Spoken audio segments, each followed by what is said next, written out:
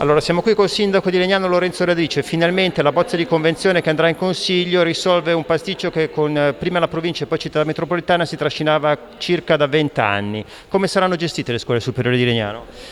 Allora, saranno gestite, ritornando fondamentalmente a quella che era la previsione storica iniziale, cioè si toglie dal piatto della discussione la cessione di proprietà delle scuole che restano in proprietà delle scuole superiori Bernocchi dell'Acqua e tutti gli edifici annessi e connessi, diciamo così, che restano in proprietà al comune di Legnano. La città metropolitana, secondo quelle che sono le previsioni di legge, si occupa della gestione, della manutenzione degli edifici.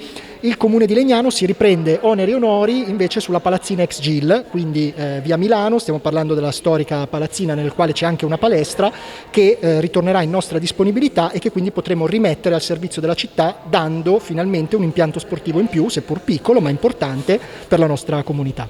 Grazie sindaco, per Legnano è una partita non da poco.